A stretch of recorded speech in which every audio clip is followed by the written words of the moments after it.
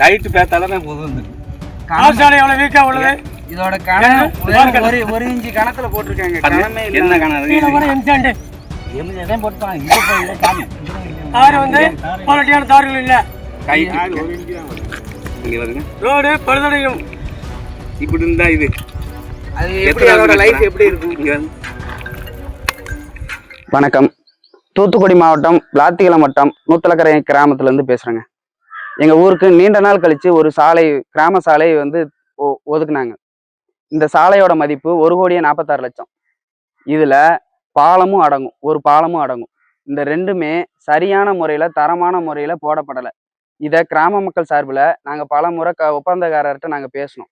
அவர் சரி செஞ்சிருவோன்னு சொன்னார். ஆனால் கடைசி வரை அதனுடைய தரத்தையோ அதை வந்து அவர் இது பண்ணலை. இதை நாங்கள் திரும்பி திரும்பி போய் சொல்லும்போது, உங்களை நீங்கள் இதுக்கு மாரி பேசுனீங்கன்னா நாங்கள் காவல்துறையிட்ட கம்ப்ளைண்ட் பண்ணுவோம் அப்படின்னு சொல்லி மிரட்டுறாங்க. அப்போ கிராம மக்கள் தவறு நடக்கும்போது அது தட்டி கேட்கறதுக்கு கூட உரிமை இல்லையா? இந்த சாலையோட கணம் வெறும் ஒரு இன்ச்சு கணத்தில் தான் போட்டிருக்காங்க. இதை எப்படி வந்து அரசு அதிகாரிகள் அனுமதிக்கலாம்? இந்த சாலை போட்டு வெறும் 10 நாள் தான் ஆகுது. அந்த 10 நாளுக்குள்ள அங்கங்கே சாலை கைட்ட பேத்தாலே வருது. இது சரியான முறையில் அந்த தாரை வந்து கலக்கலை. இதை தான் நாங்கள் வந்து கிராம மக்கள் சார்பில் நாங்கள் போய் கேட்குறோம். அதுக்கு அவங்களுடைய பதில் இப்படி தான் இருக்குது. இதை வந்து நாங்கள் யாரை குறை சொல்கிற முடியும்? அரசு சொல்லவா, இல்லை அரசு அதிகாரிகளை சொல்லவா, இல்லை ஒப்பந்தக்காரரை சொல்லவா? ஆக மொத்தம் மக்களுடைய வரி பணம் வீணாகுதுங்க.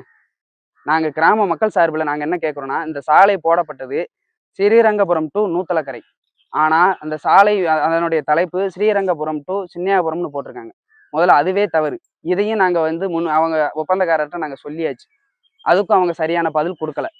நாங்கள் இப்போதைக்கு நாங்கள் என்ன கோரிக்கை வைக்கணும்னா, எங்களுக்கு சரியான திட்டங்கள் வர்றதில்லை. நாங்கள் கிராமப்புறன்றனால வர்ற திட்டங்களை இப்படி போலியான முறையில் நீங்கள் போட்டிங்கன்னா நாங்கள் திரும்பி திரும்பி எங்களுக்கு செய்ய மாட்டாங்க. அப்போ நீங்கள் அதை தரமான முறையில் நீங்கள் செய்யுங்கன்றதை நாங்கள் கிராம மக்கள் சார்பில் நாங்கள் முன்வைக்கிறோம். சரிங்களா? இதை வந்து அரசு அதிகாரியை கவனத்தில் எடுத்துட்டு இந்த சாலையை முழுவதுமே நீக்கிட்டு எங்களுக்கு புதிய முறையில், தரமான முறையில் மீண்டும் சாலையும் நல்ல அந்த பாலத்தையும் நீங்கள் அமைச்சு கொடுக்கணும்னு நாங்கள் வேண்டிக்கிறோம். சாலை வந்து எப்படி தார் கம்மியா இருக்குங்களா? இல்ல தார் கிடையாதுங்க. தாரை கலக்கலை. வெறும் கழிவாயில கலந்து கருப்பா பெயிண்ட் கலந்து என்ன கலந்து கொண்டு வந்தாங்கன்னே தெரியாதுங்க. நாங்கள் அந்த காணொலி வழியாக கூட நாங்கள் வந்து கொண்டு வரோங்க. கைட்டை எடுத்தாலே அது பேர்ந்துட்டு வருது. வெறும் சல்லியா பவுடரா வந்து உதிருதுங்க. எனது பேர் விக்னேஸ்வரா. தரமான முறையில், சரியான முறையில் போடப்படலை. இந்த தார் சாலை வந்து அதனுடைய கணம் மிக கம்மி. அதை கையில் நாங்கள் பேத்தாலே அது வந்து பேர்ந்துட்டு வருது. இந்த தார் சாலையும் பாலமும் போட்டு சரியாக 10 நாள் கூட ஆகலை. அதுக்குள்ளே அதனுடைய தரம் இவ்வளோ மோசமாக இருக்குதுன்னா இன்னும் இதனோட ஆயுள் காலம் எவ்வளோ? இதை வந்து நல்ல முறையில்